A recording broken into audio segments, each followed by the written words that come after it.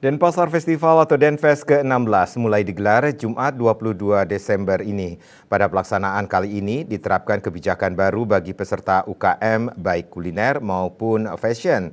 UKM yang bisa tampil di gelaran Denfest maksimal 2 kali berturut-turut. Setelah itu mereka tidak bisa lagi tampil dalam kegiatan yang sama.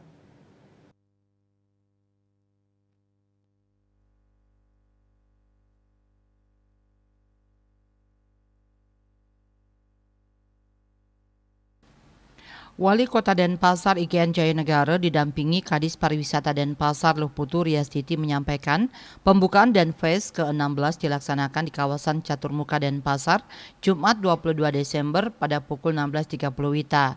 Pelaksanaan Denfest kali ini juga didukung oleh 178 UMKM, 24 grup musik, dan 17 pementasan budaya, mendukung upaya pemerataan mulai diterapkan kebijakan baru, yakni UKM yang bisa ikut tampil di Denfest maksimal 2 kali. Penghitungan ini mulai berlaku sejak tahun 2022 lalu dan tahun ini sudah yang kedua. Bila UKM yang sudah sempat ikut sejak 2022 dan tahun ini ikut lagi, tahun depan mereka sudah tidak bisa ikut lagi. Ini dilakukan untuk memberikan kesempatan kepada UKM lain bisa melakukan promosi di ajang Denfest. Selain UKM, gelaran ini juga dimeriahkan dengan tampilan para seniman.